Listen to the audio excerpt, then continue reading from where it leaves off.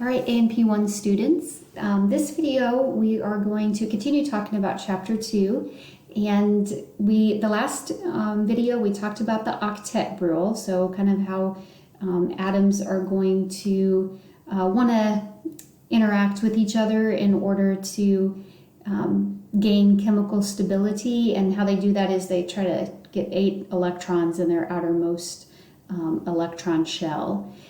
So we're going to start talking about ions, and then the octet rule will describe how octet rule is related to the formation of these ions. The first thing we'll do, we just want to define what an ion is. Let me go to our objectives here. So this video we're going to talk about ions.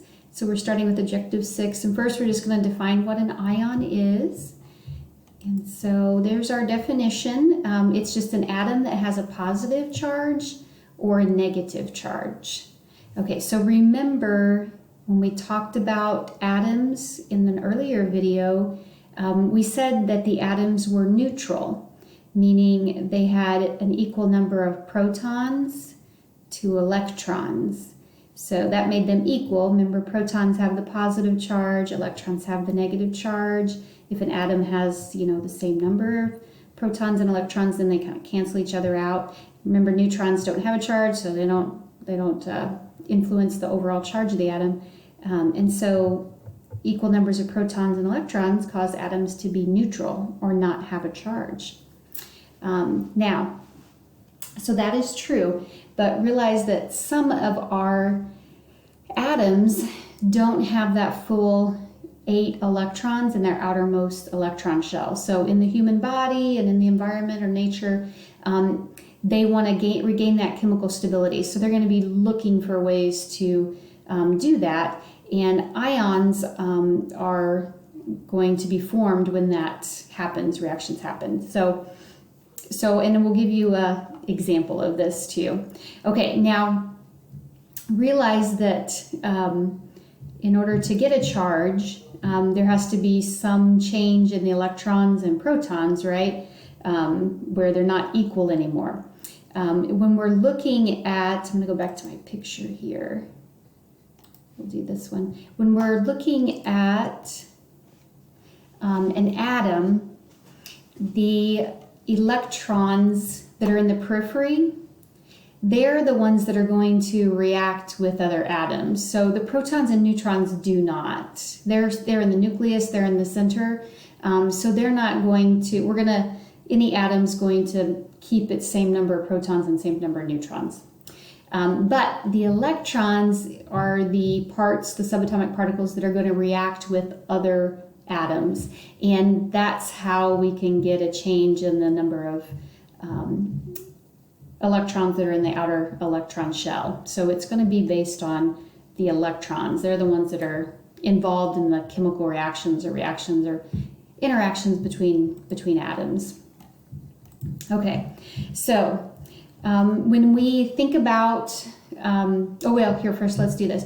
So if we have a ion and it has a positive charge, then what that means is, if it has a positive charge, that means it has more protons than it does electrons. And so if that's the case, normally an atom has the same number of protons and electrons.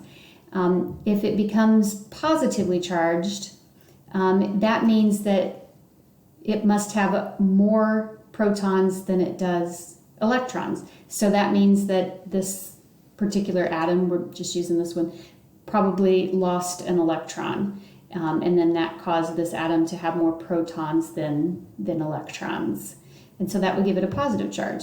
So the opposite of that is if we have an ion that has a negative charge.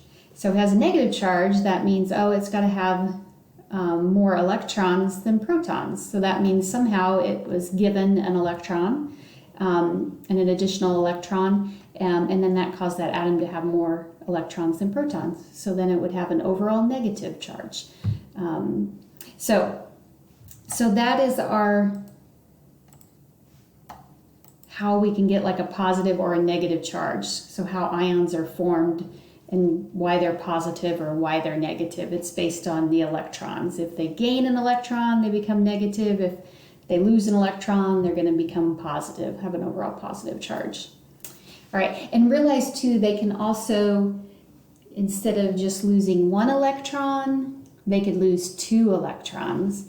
And if that happens, then they not only have a positive charge, but they have 2 positive charges.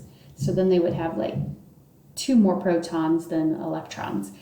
So you'll see ions that maybe say +1, +2, +3. So it's just based on how many, the difference in the proton and electron numbers. All right. Okay, so since we're talking about positive and negative, the next thing on our objective list, so we said an ion is any atom that has a positive or a negative charge. I kind of described why they would become positive or why they would become negative. And then differentiate between a cation and an anion. So these are, when it becomes to ions, since an ion can either have a positive charge or a negative charge, we actually give the positively charged ions a name. So we call those cations. And so I always remember that the T in cation looks like a plus sign. So I know if it's cation, that means it's a positively charged ion. And then any negatively charged ion is called an anion. So those are terms that we'll use to describe ions. So if you hear cation, you know we're talking about ions that have the positive charge. So they have more protons because they lost some electrons. And then if we have anions, they have a negative charge. And that means that they gained more electrons. So they have more electrons than protons. So that gives them that negative charge. All right, and those definitions of those are in the textbook. They were just sort of, well, they're listed here. Cations, positively charged ions. And then anions, negatively charged ions. And then they have it listed here. Ions with a positive charge are called cations. And then down here, negatively charged ions are called anions. That's where you can find them. So, and so we're in page 36 of the textbook, section 2.2. All right.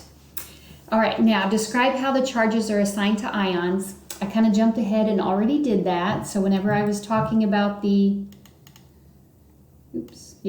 when I was talking about how an ion forms, it's formed by a change in the electrons, maybe losing electrons and it becomes more positive, or becomes positive, or gaining electrons and it becomes negative. So that's what that means by, how are the charges assigned to ions. Okay. And then explain how and why ions form based on the octet rule. So let me show you, actually I want to show the picture in the book because I think it does a pretty good job. I think it's a little farther down here. So this is a common, kind of enlarge that, common example. I'm going to show over here. So this is showing 2 atoms. And so we're going to talk about, how these atoms are becoming ions. And then we'll talk about how the octet rule is involved in this change from to an ion. So here is a sodium atom. So we have 11 protons in the center, 11 electrons that's in the orbitals or shells around that nucleus. Remember, with this 11 protons and 11 electrons, sodium atom is neutral, no charge. There's no charge on it. Same way with chloride. Chloride has 17 protons. It also has the neutrons in there too for those, but they just didn't show them since they have no charge on them. So the chloride has 17 protons. And then in the outer shell or electron shells or orbitals, there's 17 electrons. So since there's an equal number of positive protons to negative electrons, we don't have a charge. All right, now that's all fine, but whenever we have sodium and chloride in nature or in the human body, you'll notice that neither one of these are chemically stable because they don't have a full 8 electrons in their outer shell, which is that octet rule that we've noticed. So in this case, sodium has only 1 in its outer electron shell. And then if we look at chloride, it has 7. Again, not 8, which is what it wants. So these two, if they find each other, which they usually do, they are going to want to react with each other in order to meet that octet rule and get those 8 electrons in their outer shell. So the best way for them to do that is since sodium needs 7 electrons and chloride just needs 1, in this case it would make a lot of sense if sodium would just donate its electron to chlorine or chloride, and then this outer electron shell would be gone. It wouldn't be the outer electron shell anymore, it would be this one, and you'll notice that that one has 8. And so then if we look here, if we do have this reaction happen, then you'll see that now sodium is chemically stable because it's got 8 electrons in its outer electron shell.